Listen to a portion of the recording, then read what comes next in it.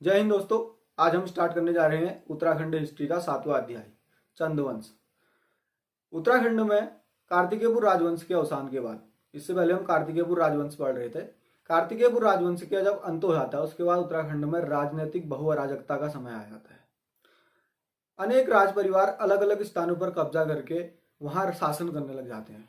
कार्तिकेयपुर राजवंश जैसा कि उसने पूरे उत्तराखंड को एक सूत्र में बांध के पूरे उत्तराखंड पे कब्जा किया था और पूरे उत्तराखंड पे शासन चला रहे थे। लेकिन उनके अवसान के बाद क्या हो जाता है, अलग अलग स्थानों पे छोटे छोटे राजवंश हो जाते हैं। छोटे छोटे राजवंश अपना राज्य करने लग जाते हैं और उत्तराखंड में राजनीतिक बहु अराजकता का समय आ जाता है। यह अराजकता कुमाऊं में चंदवंश की स्थापना के बाद तथा गढ़वाल में परिवार वंश की स्थापना के बाद धीरे धीरे समाप्त होती है। तो होता क्या है, जब कार्तिकेयपुर राजवंश का अवसान हो जाता है उसके बाद कुछ स्थानों पे अलग अलग राजवंश हो जाते हैं। जैसे कि चक्राता में बहुबाण वंश, चक्राता देहरादून में, इसका पुराना नाम था एक चक्रा। एक चक्रा चक्राता का पुराना नाम था। यहां बहुबाण वंश,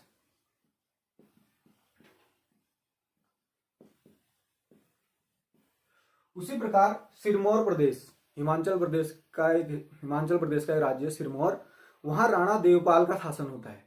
सिरमौर में कौन करता है शासक? सिरमौर प्रदेश,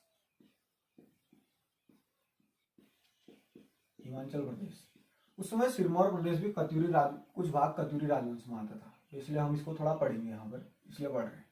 यहाँ राजा होता है राजा देवपाल। राजा देवपाल ने बलबन के विद्रोहियों को शरण दी थी। बलबन के विद्रोहियों को क्या देता है? शरण देता है।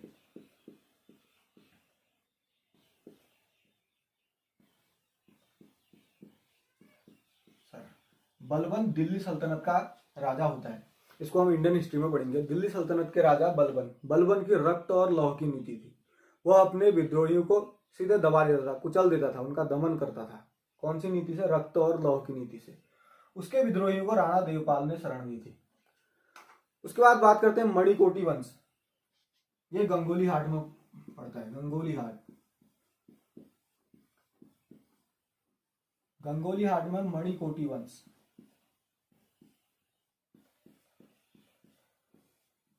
गंगोली हाट पिथौरागढ़ में पड़ता है, वहां मणिकोटी वंश।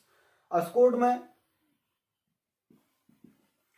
में कत्यूरी वंश की अस्कोट शाखा, यानी इसको रजवार लोग यहाँ शासन करते हैं अस्कोट में। इसी प्रकार सीरा क्षेत्र में, सीरा यानी डीडीहाट का पुराना नाम होता है सीरा। यहाँ सीरा डोटी शाखा, सीरा डोटी लोग यहाँ शासन करते हैं डीडीहाट पिथौरागढ़ में। लोहाघाट में होता है एक सुई वंश। लोहाघाट चंपावत में सुई वंश राज्य कर रहा होता है। सुई वंश का राजा होता है ब्रह्मदेव।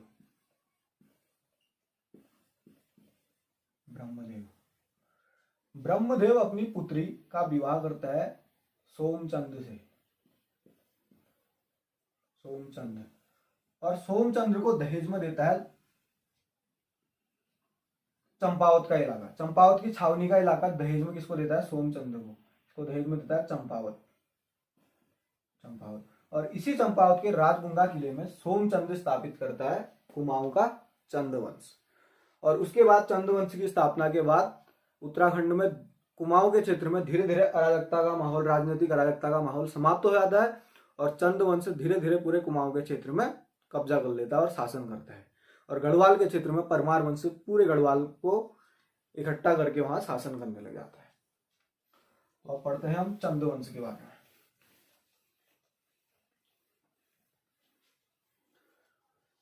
चंदवंश उत्तराखंड में मध्यकाल में, मान लो आप, मध्यकाल यहां से स्टार्ट हो जाता है। जो उत्तराखंड हिस्ट्री का मध्यकाल है उसमें कुमाऊं में क्या चलता है? कुमाऊं में चंदवंश, और साथ ही गढ़वाल में चलता है आपका परमार वंश। इसको पमार वंश भी बोला जाता है। तो पहले हम चंद्रवंश से स्टार्ट करते हैं, ठीक है। इन दोनों के बाद मध्यकाल में इन दोनों का शासन रहता है। इसके बाद कुमाऊं और गढ़वाल के क्षेत्र को गोरखे जीत के पूरे उत्तराखंड में गोरखा शासन चलाते हैं, ठीक। तो आइए स्टार्ट करते हैं चंद्रवंश। चंद्रवंश के पहले तो संस्थापक को लेके बहुत सारे डाउट हैं। चंद्रवंश इतना ऐतिहासिक वंश होने के बावजूद उत्तराखंड का, इसके संस्थापक के बारे में विश्वसनीय जानकारी प्राप्त नहीं है। इसके संस्थापक दो अलग अलग मानते हैं। कुछ लोग मानते हैं सोमचंद को इसका संस्थापक मानते हैं, और कुछ लोग मानते हैं थोहर चंद को। अब कौन कौन इनके मानने वाले हैं, देखो इन दोनों को ये लोग संस्थापक मानते हैं, ठीक। बद्रीदत्त पांडे, अलग अलग विद्वानों का अलग अलग इसमें मत है। बद्रीदत्त पांडे मानते हैं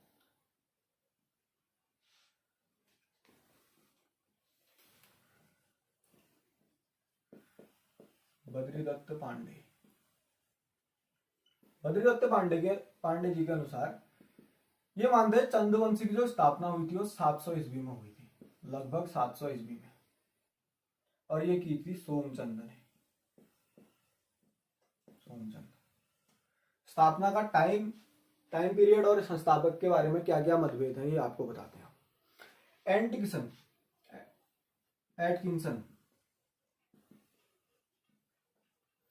एटकिंसन मानते हैं 953 ईस्वी में चंद्रवंश की स्थापना, और ये मानते हैं सोमचंद द्वारा, ठीक। ये दोनों तो मानते हैं सोमचंद को। हर्षदेव जोशी जी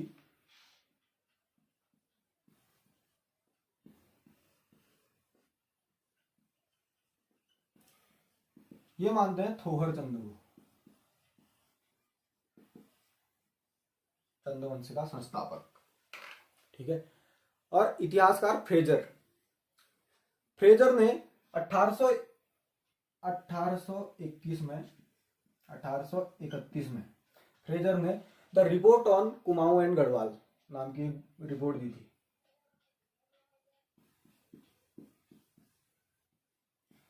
रिपोर्ट ऑन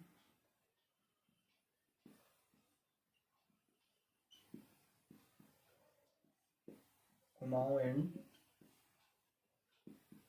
गढ़वाल, ये दी थी फ्रेजर ने।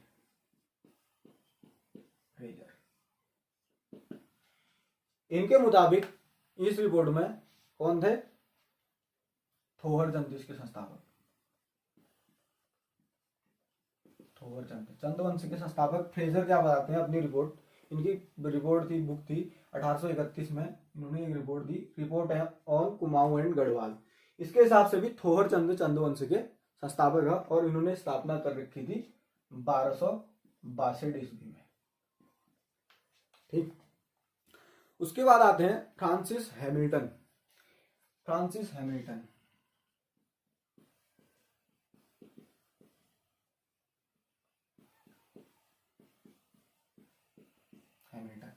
इनकी बुक, इन्होंने भी एक बुक लिखी, इनकी बुक का नाम था किंगडम ऑफ नेपाल।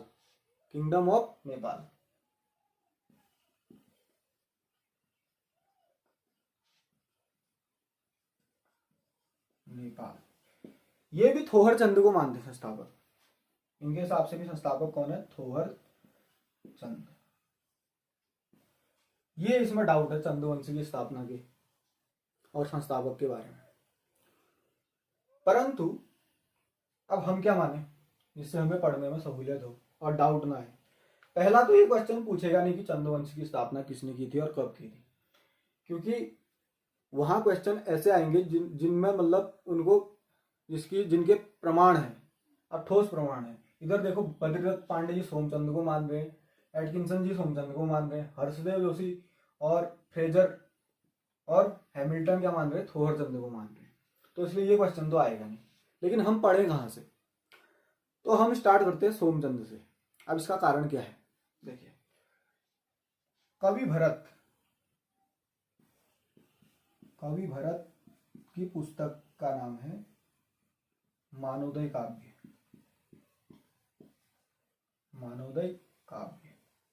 और ये पुस्तक उन्होंने लिखी थी सन 1600 ईस्वी में। लगभग। इस टाइम पे इन्होंने एक पुस्तक लिखी मानवोदय काव्य। मानवोदय काव्य में चंद्रवंश के सभी राजाओं की वंशावली है और उनकी लिस्ट है, मतलब कब कौन राजा बना, कितने राजा बने, सभी राजाओं की इसमें लिस्ट है। तो इसके अनुसार जो थोहर चंद है वो 23वें नंबर के राजा हैं।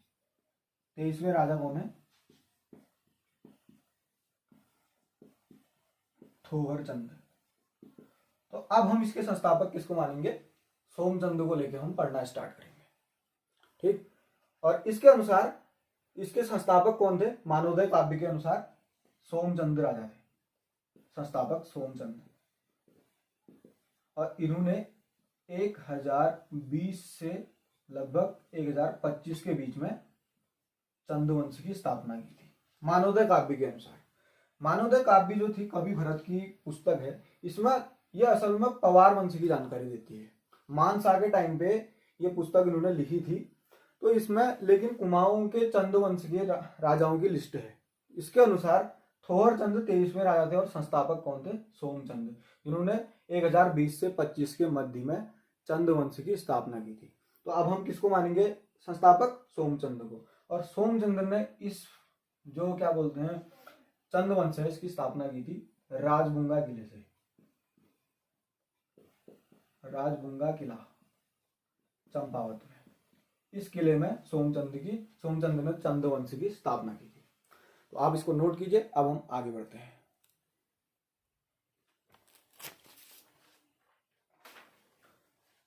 अब हम बात करते हैं चंद्रवंश की जानकारी के प्रमुख स्रोत।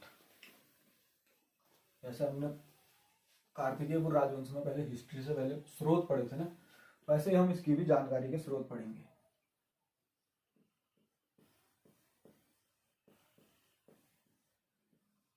जानकारी के स्रोत, तो पहला स्रोत हो जाता है हमारा वही राजबुंगा किला।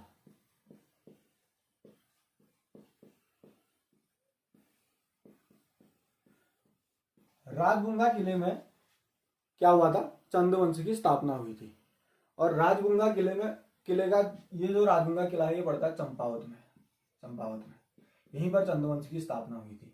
और इसकी आकृति अंडाकार आकृति का किला है, अंडाकार आकृति है इस किले की। राजा सोमचंद ने यहां पर क्या किया था? चंद्रवंश को स्थापित किया था, ठीक।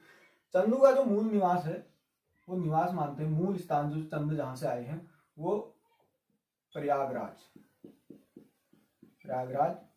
यूपी के झूसी नामक स्थान से चंदू का मूल निवासी यहाँ के थे चंद लोग, ठीक है। ये जब चंपावत आए उस समय चंपावत का नाम था काली गुमाऊं।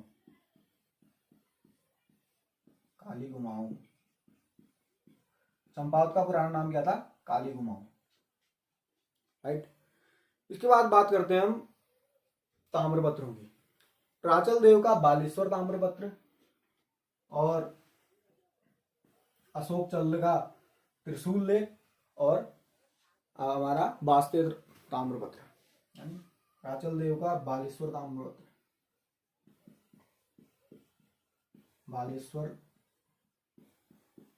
ताम्रपत्र ये किसका है? प्राचल देव।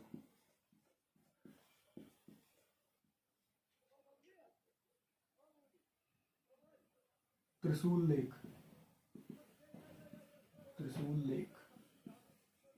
गोपेश्वर में, यह है अशोक चल्ल।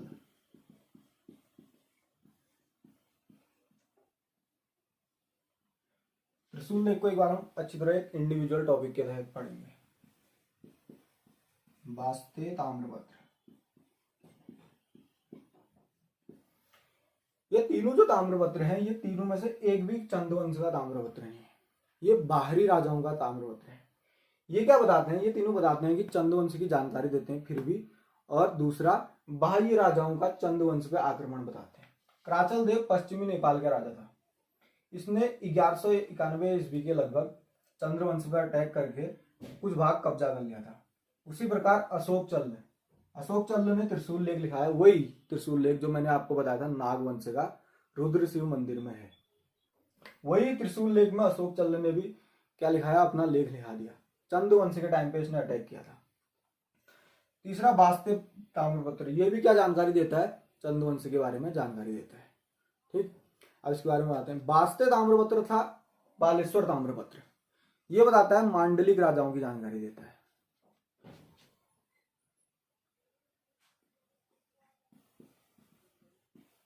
वास्ते तथा बालेश्वर ताम्रपत्र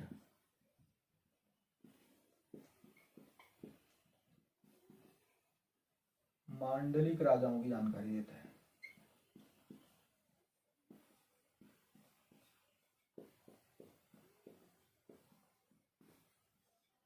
मांडलिक राजा किसे कहते हैं? डोटियों द्वारा, जो डोटी एक शाखा थी कार्तिकेय राजवंश की, जब वो कब्जा करते थे किसी क्षेत्र पे तो उस क्षेत्र में खुद शासन नहीं करते थे। डोटी लोग पश्चिमी नेपाल के थे, वो कुमाऊं के क्षेत्र में कब्जा करने के बाद वहां खुद शासन नहीं करते थे। शासन के लिए वहां अपने सामंत छोड़ के जाते थे। उन सामंतों को मांडलिक राजा बोलते थे। और इनकी जानकारी मिलती है वास्ते और बालेश्वर ताम्रपत्र से।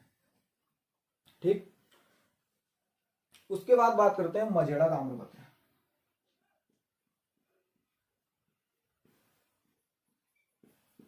मझेड़ा ताम्रपत्र, मझेड़ा ताम्रपत्र से क्या पता चलता है? मझेड़ा ताम्रपत्र से इससे चंद राजाओं का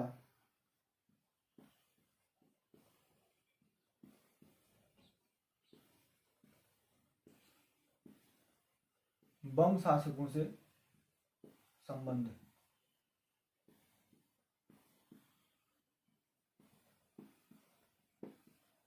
चंद राजाओं का बम शासकों से संबंध के बारे में पता किससे चलता है? मझेड़ा ताम्रपत्र से। बम शासक आगे पढ़ाएंगे आपको, अभी आपके लिए नई चीजें हैं, बस आप अभी इसमें आपने ये चीजें नोट करनी है। आप इसको नोट कीजिए, हम आगे चलते हैं।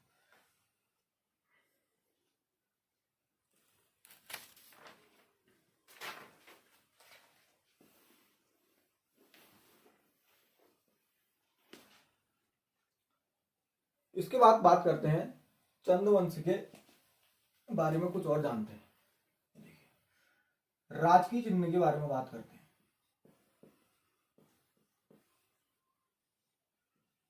राजकीय चिन्ह, चंद्रवंश का जो राजकीय चिन्ह था वो था गाय। गाय चंद्रवंश का राजकीय चिन्ह था, लेकिन इनका एक राजा था, 29वां राजा, 29वां राजा, इसका नाम था गरुड़ ज्ञानचंद। गरुड़ ज्ञानचंद, गरुड़ की इसको उपाधि मिली थी और इसका नाम था ज्ञानचंद। ज्ञानचंद, इसका जो साइन था, इसका चिन्ह क्या था? गरुड़। चंद्रवंश में एकमात्र राजा जिसका राजकीय चिन्ह या जिसका राजकीय चिन्ह गाय न होके गरुड़ था, वो कौन था? 29वां राजा गरुड़ ज्ञानचंद। फिर बात करते हैं इनकी राजधानी।